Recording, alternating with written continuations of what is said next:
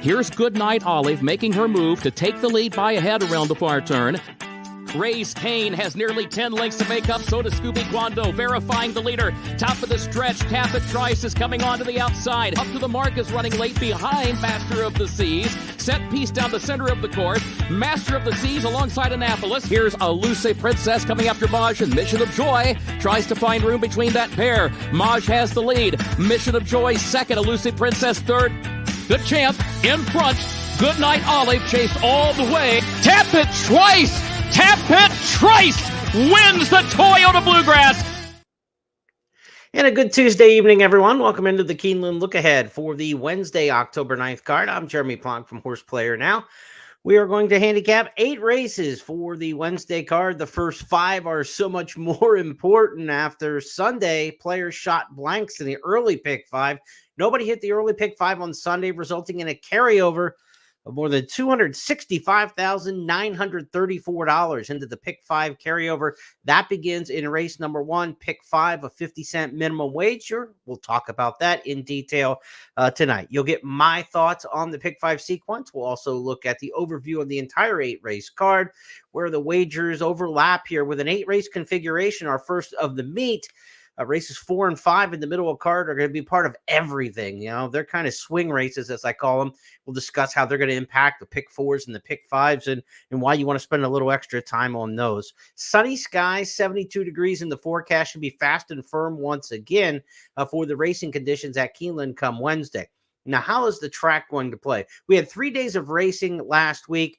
Friday was extremely fast. I mean, all-time fast in terms of times, the way the horses were running at Keeneland. On Saturday, it was pretty quick, but those were outstanding horses. On Sunday, it slowed down considerably. So the track got a little slower each day. What will we have after 2 off days? We're going to find out early in the card on Wednesday and see how the track's going to play. My thoughts is it'll play on the slower side and not be what we saw the first and second days of the meet. More like Sunday, probably, as we get into this program. 10.2 horses per race on average in the entries before scratches for that early pick 5 sequence. There are no free spaces. There are a couple short prices in the morning line in that pick 5 sequence, but I don't even look at those races as just like wide open or as tap in putts. I look at some of those as a little more wide open than the morning line might even suggest. Okay, before we get into week number 2, recap a little bit of what we saw during the opening week of racing at Keeneland. Favorites won 35%. Good average, nothing wrong with that. Just a tick or two below the national average. National average now is about 37, 38%. So a little under there. 7-1 for an average winner. That's a little higher than usual, what we're used to seeing at Keeneland. So some nice prices there. 11 winners via Saratoga preps. That's, you know, to be expected during Fall Stars weekend with all of the stakes. We're going to see a shift now in those horses from Churchill, Kentucky Downs, a lot more of the regional winners from the Midwest probably are going to take flight with less emphasis on graded stakes races like we had during Fall Stars weekend. That's all pretty normal. Tyler Gaffalione, Brad Cox off the good starts. That's also very normal at Keeneland. So what did we see? Nothing really abnormal. What we saw was 35% winning favorites, a little bit higher prices than usual. The Saratoga horses did well, as you would expect during the stakes run. And Gaffalione's 5 winners topped the jockeys. Cox with 4 winners top the trainers. As we get into week number 2, I looked at the stats over the llast 3 years during week 2 of the meet. Does it change a little bit? Top of the trainer board, Wesley Ward, Brad Cox, Todd Pletcher. 8 wins, 7 wins, 7 wins respectively. That's about what you'd expect. Chad Brown has 6. Again, no big change up there. But Kenny McPeak and Mike Maker both with 6 wins during week 2 of the meet the last 3 years combined. So those are 2 very Kentucky-type barns. And as we see more Kentucky-type horses that we're going to get during the second week of racing, McPeak, Maker, those are the kind of barns you would expect to rise up, and statistically they have here during the last 3 fall meets. On a personal level, handicapping 9 for 31 with top selections here last week, so a little bit underperforming there. I'd like to get that up around 12 for 31, somewhere around there. So a couple winners short of what I want, and $3 in the hole after 3 days of racing in terms of an ROI. So I need to pick up and do a little bit better in the handicapping column, but it's not a terrible performance, but certainly expect to do better than that. So let's see what we can do here here for week number 2. All right, let's take a look at the overview, the snapshot of the opening card for week number 2. Wednesday's racing's got an 8-race program, and as we mentioned, there's going to be a lot of overlap with the multi-race wagers. My key plays are marked in orange. You see 1 during the early pick 5. Then 2 plays later in the day, races 6 and 8 are part of my key plays on the card. So carryover in the pick 5, 265,924 begins in race number 1. The early pick 5 then is followed by the pick 4 beginning in race number 2. That'll be races 2 through 5. So there's going to be an overlap. The pick 4 races 2 through 5, and then the late pick 4, 5 through 8. So the pick 4s are going to both run through race number 5. Both pick 5s are going to run through both the 4th and the 5th races. So races 4 and 5 have got to be kind of important in your handicapping. So let's see what you can do in those swing races as we get set to handicap the card. Daily doubles, rolling pick 3s throughout the card. And of course, the Toyota Super High 5 will wrap things up. A couple jockeys in town, back in town after riding out of town in New York over the weekend. We're going to see Irad Ortiz and Flavian Pratt back in the riding colony on Wednesday.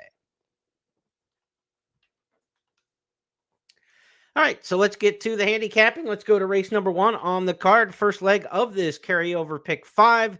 And as we take a look across the way, you're going to see with the public handicappers at Keeneland, there are 4 different horses picked on top in race number 1 in just a 7-horse field. That's a bit of a theme. If you go down through the first 5 races, this pick 5 sequence, the public handicappers, this is the number of different horses picked on top by us in this pick 5. 4 in the first, 4 different in the second, just 2 in the third, then 4 in the fourth, and all 5 of us have a different horse on top in race number 5. So if you just played that with all of our top choices, you're at $320 for a 50-cent ticket, 4x4 by 2 by 4 by 5. We got to whittle that down, but these races are not easy to do so. In the opener, we're going to start things out with a $10,000 starter allowance in here. I'm on the 7 Samarita, and I think I'm funny going for a 15-1 morning line shot. Gabby's right along with me. We're the only 2 with Samarita in our top 3, but I don't know her reasoning for it, but I'm going to say this horse has already won this race. It happened last October. Samarita came in here, $10,000 starter allowance for Jose Rodriguez, won this race nicely in the first start at Keeneland, came back in the spring, ran in another similar starter allowance, and won that. 2 for 2, same kind of races over this track. Why not Samarita? I know the recent form isn't wonderful, but the horse was beaten at 2-5 last time, won 2 starts back. The last race was an off track, so maybe we say just give him a little mulligan, get him beat at 2-5 on an off track. We're going to get a fast track on Wednesday at Keeneland, so why not Samarita? I don't get the 15-1 morning line. I don't think the horse is going to be 15-1, but I don't think we're going to get one to be the favorite either. Gabby and I both with that runner on top, but nobody else has Samarita across the way. Now, who else might you use here in your pick 4 and pick 5? I thought the 1 Never Sway and the 3 Forever Home were the next 2 logical contenders. Never Sway top pick in here for Kim. Second choice on the board for Scott. The 1 Never Sway, a horse who's won 3 of the last 4 for Robertina Diodoro. This horse is well traveled. You're going to see that race at Century Mile in Canada and say, I don't want some horse from Century Mile. But this is the horse who won at Oaklawn in a starter allowance in the spring, won at Lone Star. So there's plenty of quality there. Diodoro got this horse from Southern California. This horse had been running and winning and claiming races at Del Mar. So nothing question with the class of Never Sway in here. Just because that last race locale looks so far off Broadway, you'd say, I'm not playing a horse from the Century Mile to run at Keeneland. This horse is not a Canadian horse. This horse is clearly a big circuit runner, has run in Southern California, has run at Oaklawn. So 1 Never Sway figures in there. Number 3, Forever Home's the 9-5 morning line favorite, but only Tom Leach has the 3 on top. We all have Forever Home somewhere in the top 3, so maybe that makes this one the most trustworthy of the bunch. But look at the Keeneland record. This is why I don't have the horse in my top 2. 3 starts at Keeneland, best finish, a 3rd place effort. And in that race against Samarita last year, in the same spot in April, in the spring race against Samarita, the 3 Forever Home was 12-1 and got beat 9 3/4 lengths. Why do I have to take 9-5 on this horse? Because he ran a big number last time at Churchill. Yeah, he got an 81 buyer, and that's going to take some attention, but these 2 have run head-to-head here in the spring, and it was no contest. So Samarita at 15-1 or Forever Home at 9-5, no thanks. So I'm on Samarita in here. 7-1-3 the way I've got it started out. could you get bold and try to throw the 3 out and try to get through on the pick 5 on just 2 deep? I wouldn't be against that, but there are some other options in here. But 7 and 1 to me are the 2 plays in race number 1 to kick off this carryover pick 5. Let's go to the second race on the card. Now, this is a race that I think you do need to spread. Race number 2 is a maiden claimer, 6 furlongs here. These are 3-year-olds and up, so some veteran maiden claimers in this particular spot. Pick 4 starts here in race number 2. As for the public handicappers, as we look across the way here, again, this is another race where 4 different horses are picked on top. Masked Man, the 12, is the only horse picked by more than one handicapper. This one for Irad Ortiz coming in off a race at Monmouth. The one reason I didn't use Masked Man in my top 3 is the horse who beat him, David Songs, came back and ran 4th next time out. Didn't follow up that race with anything of note. And that horse, David Songs, who won at Monmouth over Masked Man last time, was over 6 prior going into the race. It already had 6 tries as a maiden. So I'm not thinking that second beaten 5 is a great effort. Numbers wise, I get it. 64 buyer speed figures. So if you're a speed figure player, which you folks who watch this podcast know, I'm not really a speed figure guy at all. It's Irad Ortiz, and the horse has a big figure, so that makes him the 7-2 morning line favorite. But for me, I'm not wild about the 12 in here. I think you could spread and not use the 12 and try to get through. I'm on the 10, the 6, and the 7 in this particular spot. The 10, Grand Illusion, 15-1 in the morning line. Now, this horse drops out of a maiden special at Horseshoe Indianapolis last time, goes blinkers on, goes to a good journeyman jockey in Corey Lannery. And what I like about this is a good trainer angle here. Wayne Catalano, the trainer of Grand Illusion, he's had 14 starters here in the past in these 3-year-old and up maiden claiming races in sprints. Out of those 14 horses, 3 wins, 2 seconds, 2 thirds. He's 7 for 14 in the money, 5 for 14 in the exact, and again, 3 for 14 in the winner's circle. He's got some older maidens who fit in these kind of spots, just like this one, who he drops out of a maiden special into a maiden claimer, and he's had some success with it. 15-1 in the morning line in both the first race and the second race. I'm all right with that. So give me number 10 in here, Grand Illusion, for one of my plays. And the 6, D-Day, another horse dropping out of a maiden special for Rob Atras. This horse has run all in Kentucky for a primarily New York-based trainer in Atras, but D-Day makes a big class drop, also goes turf to dirt. Usually the turf maiden special weights are a little bit tougher. I think it's a little more select company. So that's almost a double drop in class from a turf maiden special to a dirt maiden claimer. The 6, D-Day, 12-1 with Jaime Torres on the morning line. I think this is a legitimate horse, 10 and 6, both at nice prices. And then River Ridge, the third choice in here for me. This is a horse who's just got decent form, has run fair at no matter track. He goes to Tampa, to Hawthorne, to Colonial, to Churchill, and he's run well over all of them. I think he's more of an underneath horse, but could be a horse that you're looking at potentially on top. The 10, or I talked about the training stats for the 10, Grand Illusion. The 11, Spinning Heart. I'm a little worried about the trainer stat on this one. Trainer Mac Robertson, maiden claimers in the fall here at Keeneland. High percentage trainer in Minnesota. He's 0 for 10 with his maiden claimers here during fall meets at Keeneland. Spinning Heart, the 11's had plenty of chances, 0 for 8, and is 4-1 in the morning line. So I think the favorites are a little vulnerable in here. If you want to spread out and get some coverage in race number 2, I think there's some chances to do it. So I've got 10, 6, 7 across the way. And if you want to go a little bit deeper in this particular spot, I certainly wouldn't have any argument with you trying to get some extras in there. The 1, Idiosyncrasies, is a first-time starter for Wesley Ward. We saw Ward win earlier opening week with an older maiden claiming first-time starter like this. So Idiosyncrasies, certainly with Ward and Velasquez is one that you wouldn't want to lose the carryover pick 5 to a horse like that. You could certainly throw the 1 in there under consideration. So that's the way I see race number 2. Again, that's the kickoff leg to the early pick 4. So let's go to race number 3. This is where the pick 6s will start. No carryover in the $1 pick 6 going in to the Wednesday program. Race number 3 is a claimer, multi-condition claimer, dual condition claimer, if you will. It's for 3-year-olds or horses who have not won 3 lifetime races. So if you're a 3-year-old and you've won more than 3 races, you could be eligible for this race. An older horse has to be eligible for the non-winner of 3 lifetime condition. Rarely do we see a 3-year-old actually enter these races who has more than the given number of victories to be eligible. But number 2, Dutch Mills, is the rare case. He's a 5-time winner running in a race that all the other horses are non-winners of 3 lifetime.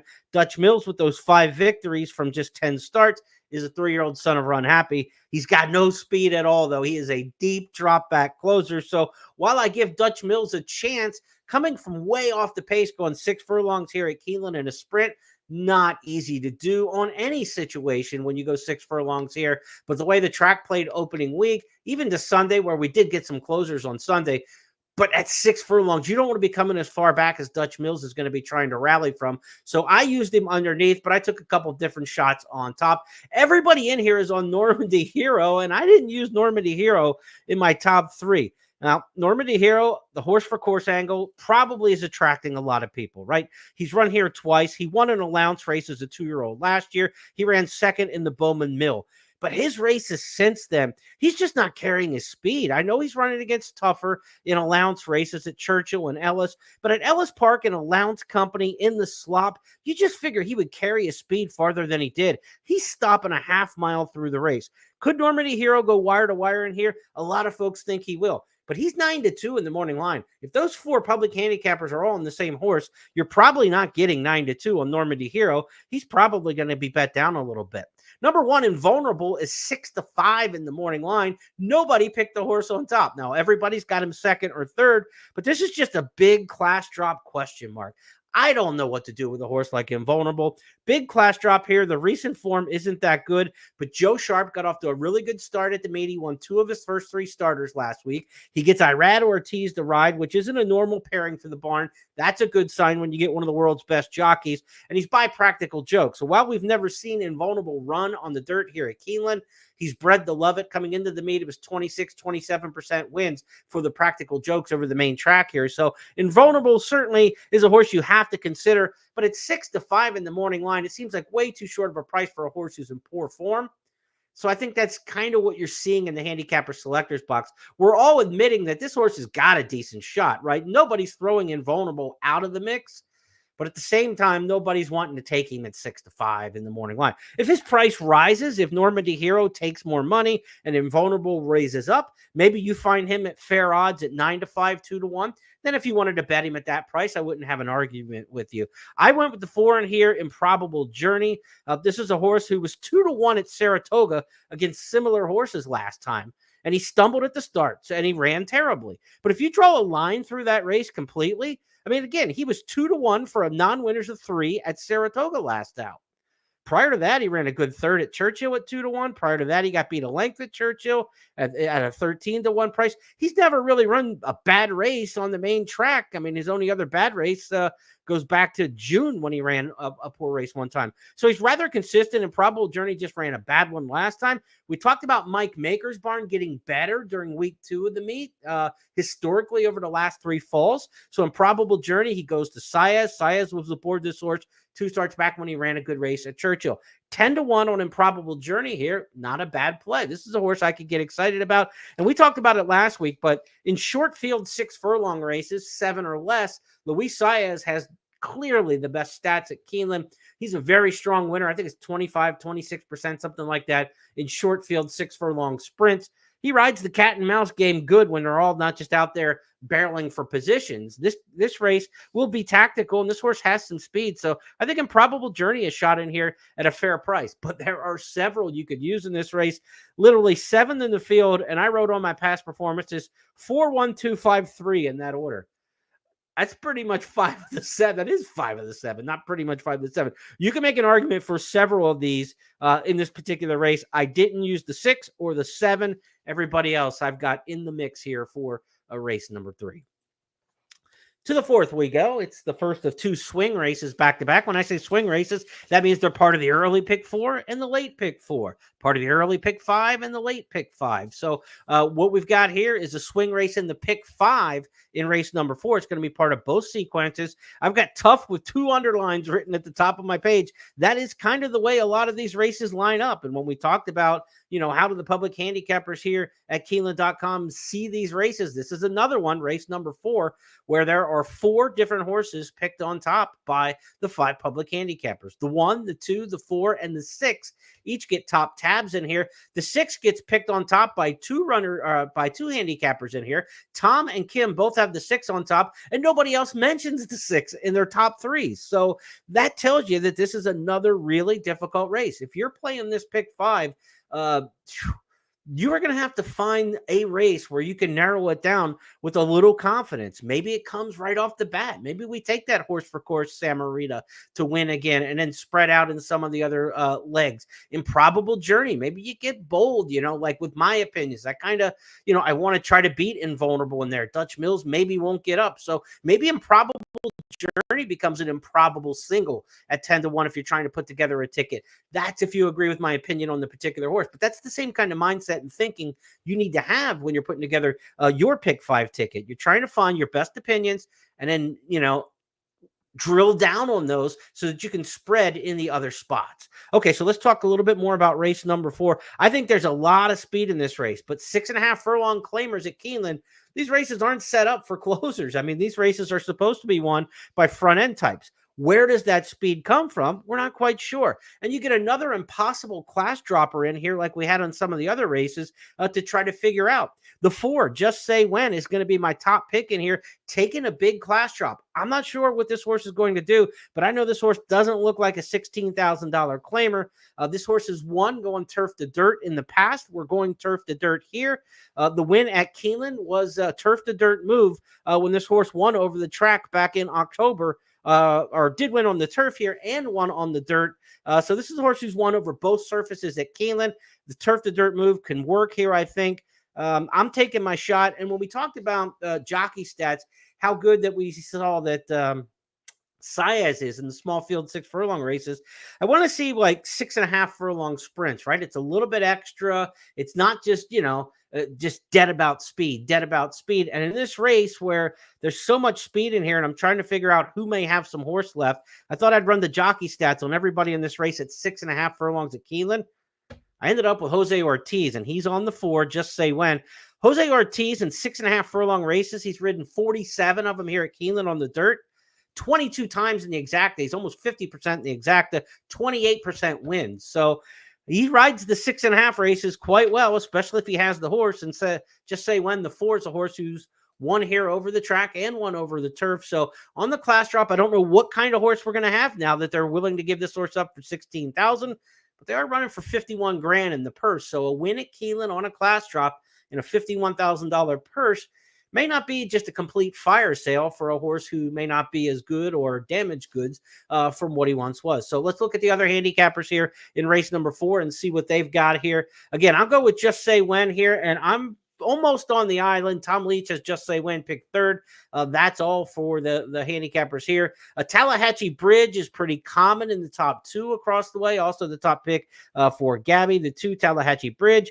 Eddie Keneally's horses running 6.5 at Keeneland. He gets these sprinters ready to go. 31 starts. He's got 10 wins, 4 seconds, and 4 thirds, or 8 thirds, I should say, 10-4-8. So Eddie Keneally's horses going 6.5 at Keeneland have an amazing record, 10-for-31 with what? That's 22 of 31 in the money. So Keneally's horses sprinting this trip, also very good. So the 2 Tallahatchie Bridge certainly has to be considered in here. My 3rd choice then was the 10 Lycan. This is a big long shot, 30-1, but this is another one. A horse who's run well over the track with a win here. Robertino Diodoro bringing a horse from Century Mile, but this horse was never offered for a claiming tag at Century Mile, was protected up there. But this is a horse who was very competitive for 32,000 at Oaklawn, claimed a couple times at Oaklawn for 32,000. This horse very well could fit for 16 at Keeneland. I have no idea why Lycan would be 30-1. I don't think he's going to be 30-1. But again, it's probably just kind of a,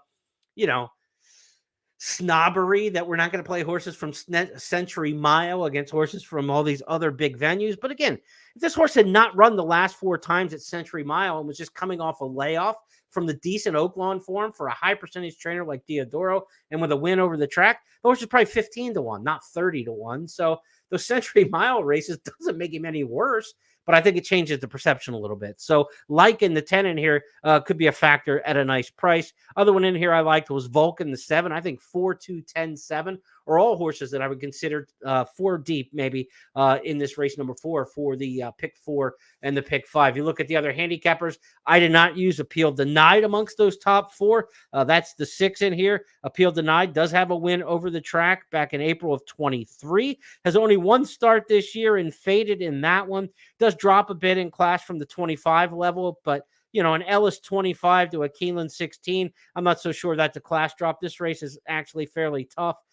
So Appeal Denied doesn't look bad, but it's Irad Ortiz, it's Greg Foley, good sprint connections there. I would have no argue if anybody had Appeal Denied, but how deep can we keep going in the various legs? There's not a lot of horses that are easy throwouts in here, and I just have some others that I prefer a little bit more. So 4, 2, 10, and 7, the way I'm going to try to get through race number 4.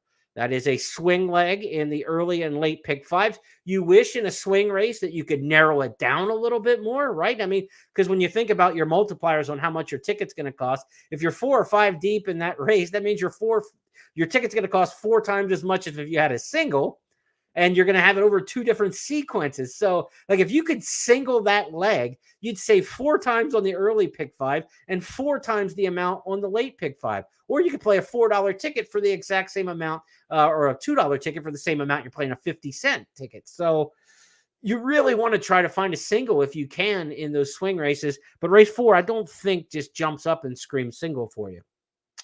To the 5th we go. It's another swing race here in the late pick 4 or in the pick 4s and the pick 5s, right? The early pick 4 is going to be races 2 through 5, and then 5 through 8 will be the late pick 4. So this is part of both sequences. It's also part of both pick 5s.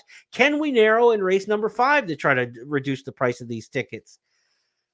I wish I could say yes, but this is another tough one, folks. Race number 5, as we look across, this is the race where all 5 handicappers have 5 different horses picked on top. And a couple of these are in the also eligible list. The 15 weighted average and the 14 enchant are absolute win contenders in this race if either draws into it. I think the 13 Feeling Beachy is a horse you definitely want to consider if that one were to run in, were to draw in. So you really want to wait for scratches and changes to see what we can do here in race number 5. I've got it 9, 15, 14. And then if the 15, 14 don't get in, the other horses I've got next up are the 7 and the 2, a Lady Mace, and also the 2 El Megath. So here's why I like Runway Kitten. This is another 15-1 morning line. I'm either way on with prices, or the morning line is way off. But I'm like 15-1 in 3 of the first 5 races, 10 or 12-1 in one of the other races. These are tough races, and I think I'm probably saying, look, if it's a tough race, I want the best horse at the best price instead of taking a 9-2 in a tough race where I think 4 or 5 of them can win it.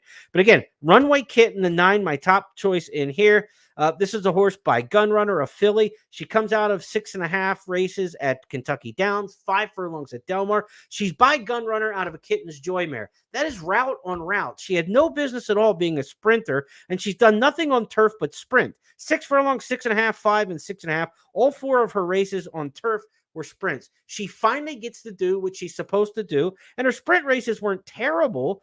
She just couldn't run fast enough. She'd end up splitting the field about midway. If she runs that same even sprint and we stretch out here to 1.1 1/8 on turf, she's bred better for 1.1 1/8 than probably any horse in this race, yet she's done nothing but sprint. So I went with the 9, Runaway Kitten. I think she's going to be forwardly placed, stretching out to 1.1 1/8. She's got a speed jockey and Ricardo Santana aboard, so I expect from the 9 hole, she's going to try to break and get right into this race. I think she's a threat from the 1st, 2nd, 3rd positions into the clubhouse turn of forgetting to stop, because she's stretching out here and she's got the pedigree to run all day. She's a very even running sprinter that often translates to distance races. So I've got the 9 on top. That's my case for that 15-1 shot. As we look across with the other handicappers, again, 4 different shots to take on top. Again, but you have to wait for the scratches here. If the 15 draws in, consideration. 14, definite consideration. 13. The 13 and 15, though, are really deep closers. So if you like the horse I like, Runaway Kitten, and think you're going to be in the first flight all the way around,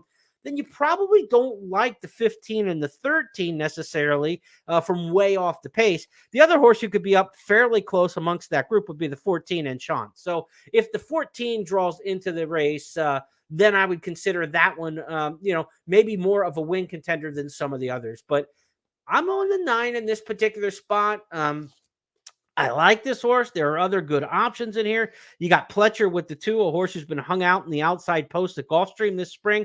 Comes off the layoff, should be fresh. Inside draw with Jose Ortiz, should get a good run around there. I could see the 2 El McGeeth. So this is a race where you could get a little bit of coverage, but the scratches may help us. If the 15, 14, and 13 don't show up in here, then maybe you can get by with 9, 7, and 2 is the way I would line it up. 9, 7, 2, the way I line it up, if the also eligibles don't draw in, and that's the way I'll see race number 5. If you wanted to be really bold, I like Runaway Kitten a decent amount here.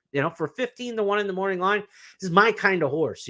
Just they haven't given her the right spot to run in yet. So will we get 15-1? Who knows? And a lot depends on who draws in from the also eligible list or not, because those horses are going to take a lot of money too. So let's wait and see. But if you had to get to the last leg with only one bullet to fire, I could go with Runaway Kitten. And if we don't get to 15-1 and it's 7, 8, 10-1, that would still be a pretty nice single. So let's see how we do there, because look, we've got to do something on this sequence when we're looking at multi-race wagers, those swing races coming in and out of races. If we can single there versus going 3, 4, 5 deep, we cut the budget down way down, and we don't have to spend nearly what we'd be looking at spreading in that particular spot. So between race 4 and race 5, the one I'd rather drill down on and just kind of single or narrow would actually be the 5th race over the 4th. Let's go to the 6th on the card now as we get out of that carryover pick 6. 3 races remain on the program. Want to mention, I didn't say it at the top, but there is no Keeneland Turf pick 3 on this Wednesday card because there are only 2 turf races on the program.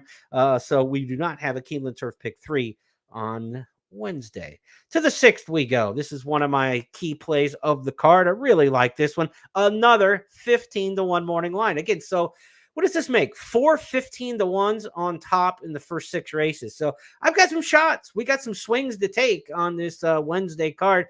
Maybe we're not going to hit the big carryover pick 5, where they'll have probably $2 to $3 million in fresh money bet into that big carryover. Nothing else nationally of any significance running around the country. There won't be a lot of competition for simulcast dollars. I'm saying $2 to $3 million gets bet into this pick 5. Maybe we can't take it down. Maybe it becomes too tough, but we've got a lot of price plays throughout the day that if you only hit one of them at 15-1 plus, you can have yourself a heck of a start to the week, and that's what we hope to do. So key play number 2 on the card, it comes up in race number 6, and it's going to be the 3 Whiskey Shot. Now, if we look across the way, I'm not on the island. Gabby and I are in a Gabby and I see the card a little bit similar in some of these races compared to some of the other handicappers. She and I both have Whiskey Shot on top. Nobody else has Whiskey Shot mentioned. So are we going to get 15-1 in the morning line? Probably not 15. You also have Flavian Pratt. Rudy Brisset, the trainer, got off to a really nice start at the meet, so I think his horse is going to get bet a little bit. So I don't think we're getting 15-1 on Whiskey Shot, but I'm okay with this horse down around 6, 7-1. So bring it on for Whiskey Shot.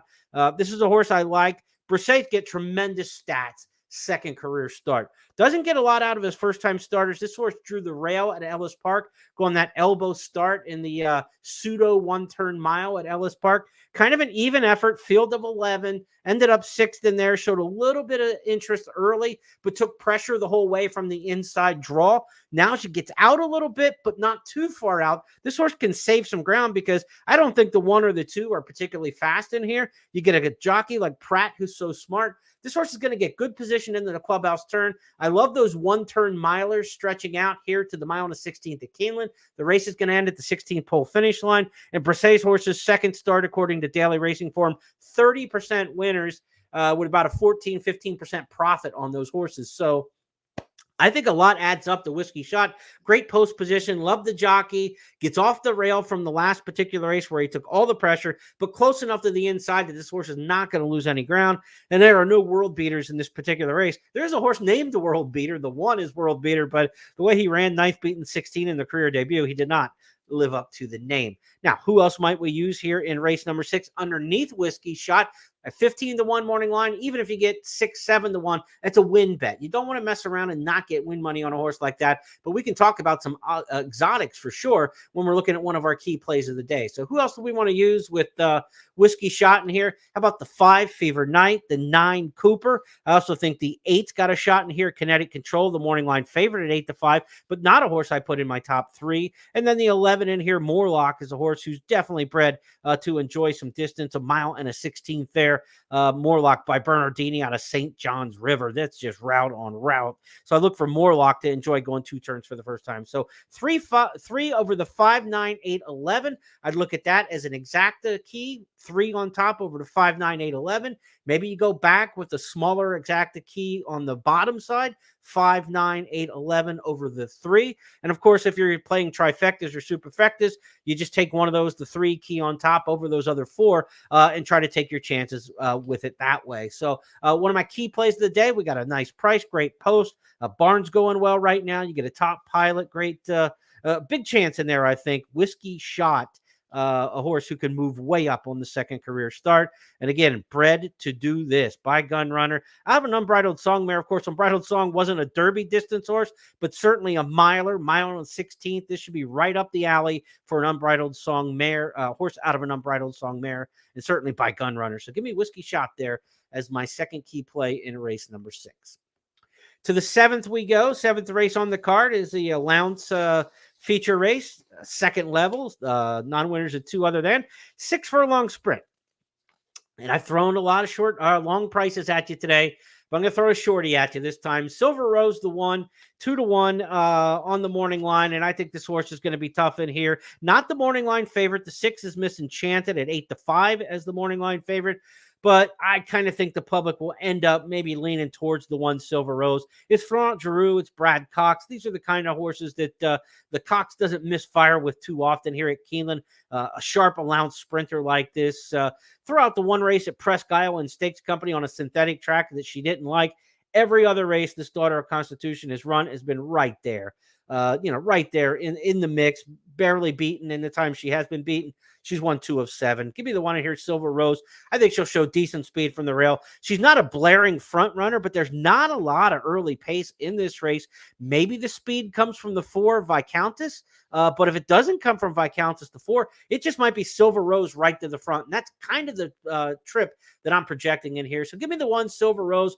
As far as the multi-race day, pick 4s, pick 5s, you probably want to be too deep, and then you'll be definitely covered in here with Misenchanted. But I think there's a speed edge for Silver Rose in this particular spot. If you had to single one of those 2, give me Silver Rose over Misenchanted, but Misenchanted should definitely be part of it. This looks chalky to me, like these 2 have their way. And if you look at the public handicappers, we're all on the 1 or the 6 in this particular spot. Tom, myself, and Gabby with the 1, and everybody else has the 6 on top, that being Scott and Kim. So nothing very creative in that race, but of all the races on the card, that's a 6-horse sprint field where it kind of looks like a 2-horse race, and that one probably lines up the way that it does.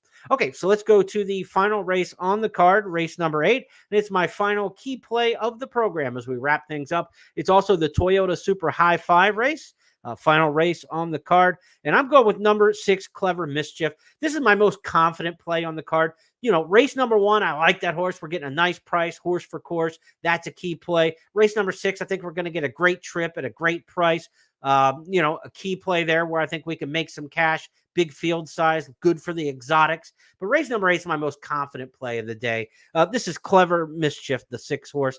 This race at Kentucky Downs last time out was excellent. Look at the fractions in that race. Half mile and 45-4, 6 furlongs and 9-2. And this horse kept on, didn't give way over the course of that mile. Yes, we're going a mile and a 16th now at Keeneland, but this is a much less taxing turf course at Keeneland, especially with the fact that it's been so hot and dry that this turf course is really firm firm right now. So to go from Kentucky Downs, a demanding turf course, to this turf course at Keeneland, I know Kentucky Downs wasn't as demanding as it has been some years, but those were demanding splits. I don't see Clever Mischief giving anything back here. I think she's rock solid in this spot. So give me the 6 as the most likely winner of the day for Chad Brown, Flavian Pratt. 7-2 in the morning line. I don't know. This horse probably ends up favored, I'm guessing. But the one horse, Green Light, is the morning line favorite for Nick Tamaro. His morning line's got that one at 5-2. No knocks on Green Light.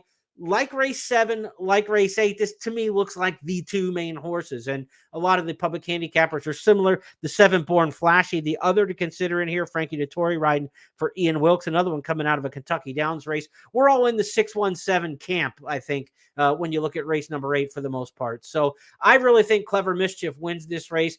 I would kind of look at a potential single here. In fact, not a potential single, a clear single here. And then you can decide what you want to do then. Can you afford to go too deep if you're playing the late pick 4, pick 5 in race number 7? Then you got Silver Rose and Miss Enchanted, and you probably have a strong chance of getting through that leg by having both of those. But Clever Mischief. But even so, you're going to get through in races 7 and 8 with some shorter prices later in the day. So you're going to have to get some horses if you're playing the late pick 4 or pick 5 at some nicer prices early in the sequence. But we've got Runaway Kitten at a big number. We got Whiskey Shot at a big number. We've got Improbable Journey at a nice number. So going through the program, we've got plenty of chances to get you to those last couple of races where you say, just give me one of these 2-to-1 shots home and we can collect a nice pick 4 or pick 5. So moral to the story is, I feel a lot more confident about the later races on the card, but the money is in the early part of the program because of that $265,000 carryover in the pick 5. You can't force it. You've got to have an opinion in order to play. But a carryover is a situation that's a little bit different. It almost forces you to force it because there is no situation in horse racing or gambling for that matter that is more conducive to success than a carryover because it's money that can't beat you, right? In every wagering pool you are in pari-mutually, there's money in opposition to what you're doing, right? People are betting on horses that are against yours in the race. And so that money is working against you. It's working against your price. They're betting on your horse.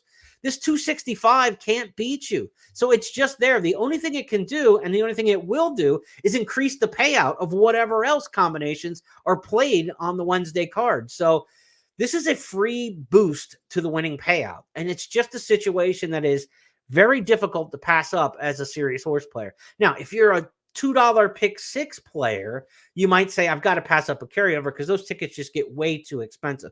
But at a 50-cent pick 5, even if you put a ticket together that's $24, it's the right play to go after this with that carryover money, because if you hit it on your $24 ticket, you're going to get paid way more than you would have had there not been the carryover. So you've got to pursue that if you have any interest in putting together a pick 5 ticket. It's the smart gamble. It's the right thing to do.